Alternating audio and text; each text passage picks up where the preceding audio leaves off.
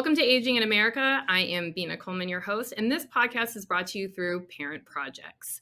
On today's show, we're so excited to welcome Carla Sutter. Carla, who's an advocate for Choose Your Person. This is a very important campaign for all of us to be aware of.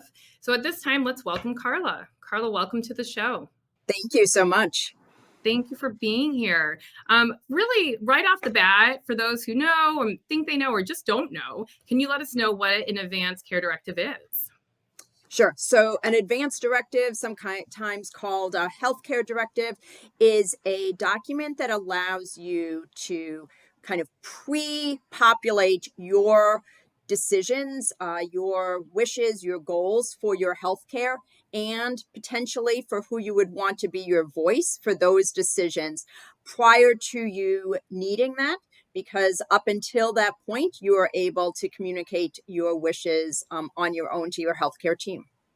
It is so important. You kind of touched on it, but can you elaborate a little more on why it is so important? Absolutely. So, first of all, these documents are for anybody over the age of 18. And every state, while we're talking, mostly here in Arizona, but any state has some version of these documents. And they typically are transferable between states as long as they've been produced in that state in the way they need to be.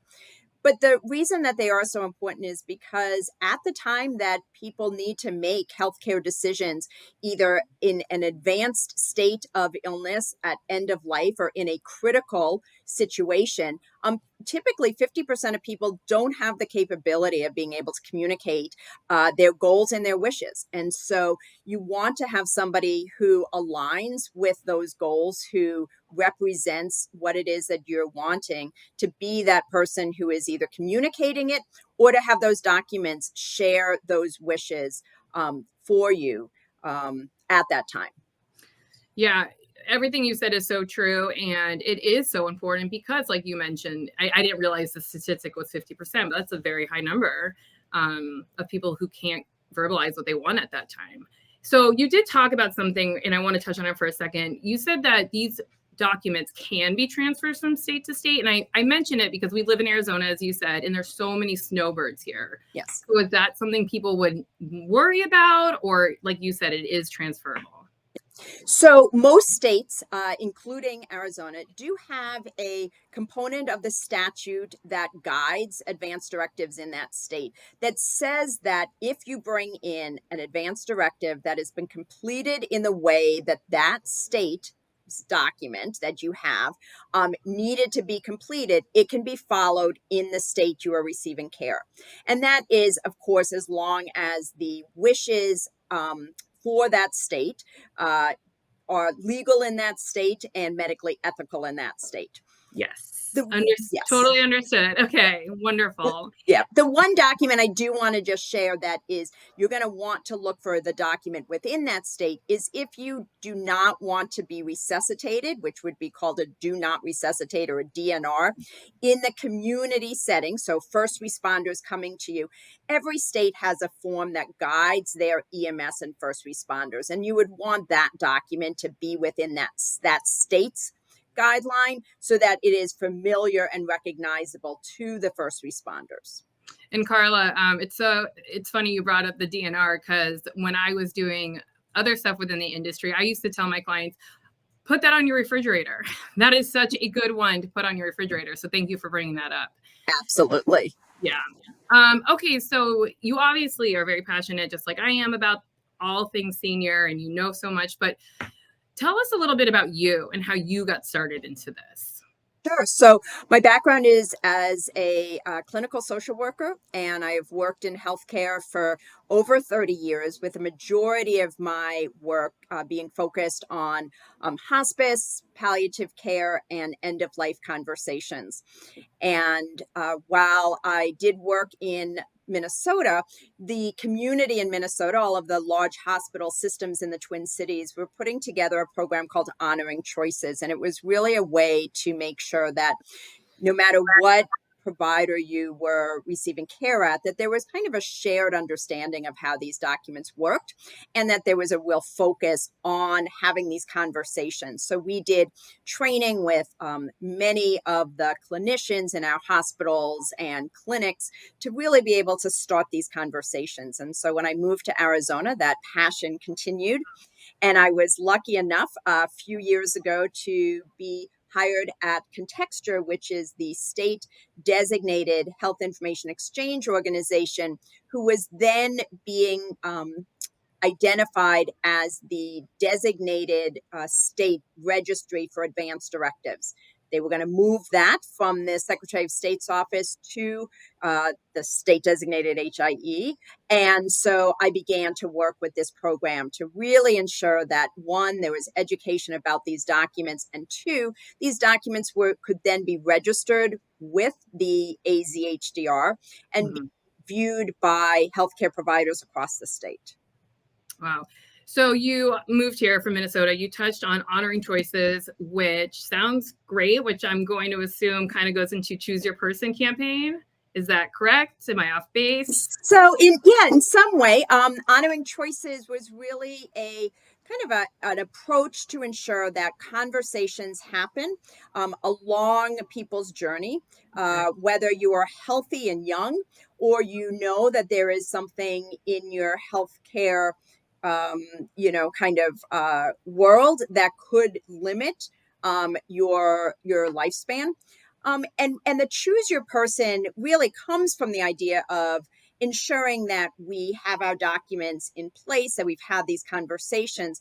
But we really wanted to focus in on, if you do only one document at this time, it is to choose the person that you would want to be your decision maker, your voice for your decisions, if you were unable to do so.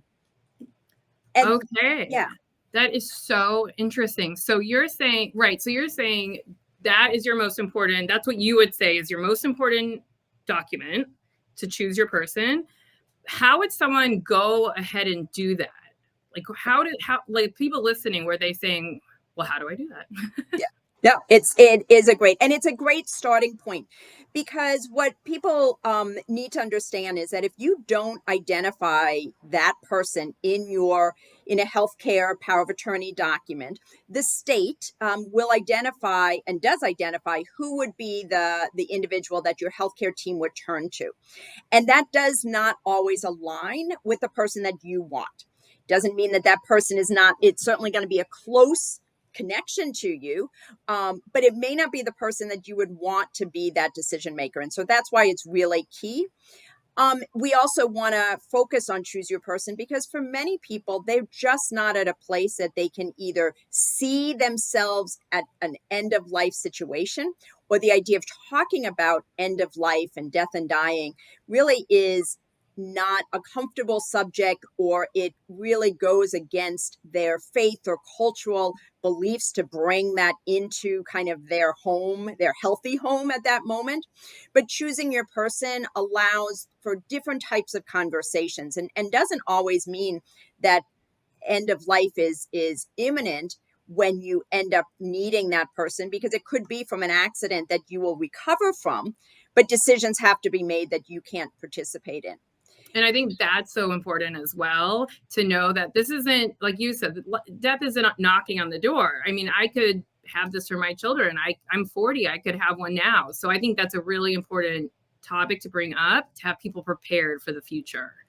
Is there an age limit? We talked, like you mentioned, you're not on death's door. Would you recommend an 18-year-old do this? Yeah, absolutely. At the age of 18, it also, is often a time when people are going off to kind of their first independent living situation, whether they're going to college or they're just moving into their own apartment.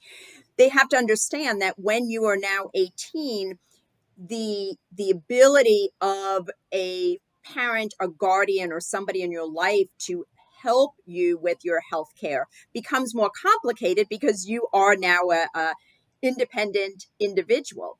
And these documents allow, at that time, when it has been identified that you cannot participate in your own health care, you want to be able to move that needle to allow for decisions, for for information to be shared with people as it needs to be shared. And so it really is a great time as you're kind of planning that next step in your life to do this. It's exactly what I was thinking. You hit the nail on the head with the independent part. Like these 18-year-olds are being independent now, and this is an important topic. Okay, so can you walk us through the legal process or how to file? Sure. Yep. So these documents are, again, in Arizona. We'll talk about Arizona. In Arizona, there's 4 identified versions of an advance directive.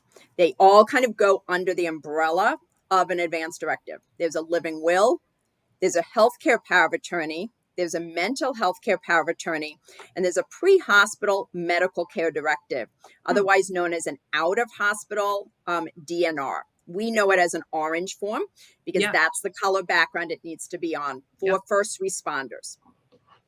Some of these documents are going to be, you can have these documents all, the first 3 all identified in one document. It would maybe name, this part is my living will, this part is my healthcare power of attorney, this is now my mental healthcare power of attorney. You can have them individually.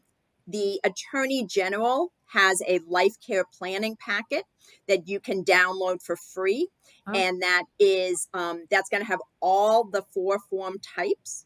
Now, again, you don't need to do all 4. You can choose one, or you can choose all 4, depending on your health situation and your kind of status and where you're at with your, health care. Or so you can write up your own form. You could literally, if you're motivated after today's session, you could take a legal pad. You could write on the top of it that this is my living will. You could identify what it is you want for your health care if you weren't able to communicate that. And as long as you have signed it and dated it, and a witness or notary has done the question. It is going to be a legal active document. Wow. So it's very simple in those ways. And there are a lot of different versions.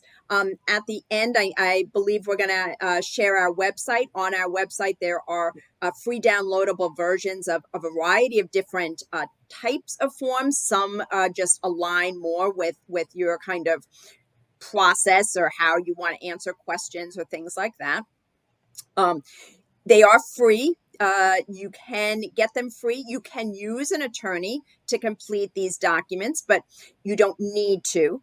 Many people, if they're doing an estate plan, may have it as incorporated into that estate plan, but it doesn't need to be done by an attorney, even though we consider them a legal document. Oh, I think that's very different from what most people probably think. So I think that was very helpful to know as well. Good. Okay, so we have talked about such wonderful things, but real quick, back to the younger person who may have set this up, they become independent for the first time. Things change. Will they be able to change that person easily? And I'm assuming yes, if they can just write their own as well. Yes, so that's a great question. And one of the reasons people do get concerned about completing these documents is they think, well, my life's going to change over time. These documents can be updated at any point. You will want to complete a new document. You don't want to just be crossing out things because it gets confusing as to which one you meant. And as it's a legal document, someone is signing that on this day, this is what you completed. This is the form they had in front of them. So you'll want to update it, do a new document, have it newly witnessed or notarized. And then whatever date is the latest date is going to be the document that will be active. So if I complete a document January 1st of 2022, and then I decide, oh, wait, I didn't mean that, and I redo it on January 30th of that same year, that's the document that's going to be followed. Okay. It makes complete sense. I just wanted to make sure everyone understood. Absolutely. So thank you for clarifying that. All right. And I joke when I say this, but what does my person need to know? Like, obviously, I got to tell my person, correct, that they are my person. Is there any other legal stuff you got to fill them in on? Or it's just, listen, I've chosen you to be my person for these documents? Yeah. So great question. And I want to kind of go back one step is before you choose that person, really having a conversation to say, will you be my person? Right. And not to be upset if someone says I can't do that, because the reality is not everybody feels as comfortable like voicing decisions that could impact somebody's life um, in a public way. Yeah. It doesn't mean they don't honor those decisions. They don't respect those decisions, but not everybody wants to kind of feel that responsibility. And I think we So, see that a lot in families where yeah, maybe the daughter doesn't want to be responsible for the mom or the husband for the wife, vice versa. yeah, But yeah. yes, I can see that. So, really important to first say, I would love for you to be my person, my healthcare agent. This is what it means. Here is what my wishes are. I recognize that you may not agree with all of them, that they may not be what you would write on your document, but can you honor these if it came to that? And once somebody says yes, then be able to, complete the document, ensure that they have a copy of it, that they can ask questions if there's anything you've written that they may not understand. Know that those what you write doesn't have to be, I've seen somebody's went through a living will with a patient's daughter who had to make a difficult decision. Her father had never mentioned the name of his diagnosis, the Oh, symptoms that were going to come up, the intervention that the physicians at the hospital were asking about. But he did talk about what was important to him in his life, what was meaningful, what was successful living for him. And just having that allowed her to know what to do from a medical perspective. wow. So Wonderful. sometimes these documents are going to be more about your goals of life rather than your end of life wishes. And it Yeah. really does still provide an amazing ability for that next person to be making those decisions. Yeah. That's beautiful that that happened. And where would somebody keep all these, just one document? So, another great question, and there's going to be a couple of places. Okay. You want to make sure that the person who is your agent has a copy of them. Uh, I always like that your general copy on the back of it, you write the date that you handed them out and who you gave them to. So Oh, that that's if so you did interesting. ever want to make a change, you just turn back over that document and you know exactly where you need to update it. Many people will give it to their healthcare provider. Their general practitioner, have a copy if they do go into a hospital setting. But now, because the Arizona Healthcare Directives Registry is in play here in Arizona, we can accept those documents. You can send those in varied ways. The directions are on our website, and they will then be stored within this registry. It allows for healthcare providers who are participating in the state to be able to access those documents. And it gives you a wallet card that is voluntary to carry, but at least if you give that copy to your agents, it has a QR code. They're able to use their This is smart amazing. technology and it will bring up those documents. So you never need to carry around these paper documents with you. So my husband, my daughter, who are my agents, have Uh-huh. a copy of my wallet card. If they were called and they were traveling someplace and didn't have the documents, they would simply be able to use their smart technology, see all my documents on the screen, and be a reminder as to what we had talked about. I find that amazing. I find that there's just no excuse anymore. That is so technology forward and so wonderful for so many people. Um, Carla, this has been great. I would love for people to get a hold of you, find you. Can you let us know? We're going to put your information on the video as well. Yeah. But anyways, be sure and look up Carla, follow her on her socials, and make sure to follow us as well. It's at Parent Projects on all of your favorite social platforms. Carla, thank you so much for today. I found the information to be so fabulous and wonderful, and thank you for sharing it with our audience. Thank And you. just thank you for your time, talents, and treasures with us all. Thank you so much for the opportunity. Thank you. Well, that's it for the team this week, and thanks for joining us. If you've enjoyed the content, remember to subscribe and to share this episode on the app that you're using right now. Your reviews and your comments, they really help us expand our reach as well as our perspective. So if you have time, also drop us a note. Let us know how we're doing. For tips and tools to clarify your parent project, simplify communication with your stakeholders, and verify the professionals that you choose, you can find us on YouTube, follow us on Instagram and Facebook. Thanks again for trusting us. Until our next episode, behold and be held. Thank you for listening to this Parent Projects podcast production. To access our show notes, resources, or forums, join us on your favorite social media platform or go to parentprojects.com. This show is for informational and educational purposes only. Before making any decisions, consult a professional credentialed in your local area. This show is copyrighted by Family Media and Technology Group Incorporated and Parent Projects LLC. Written permissions must be granted before syndication or rebroadcast.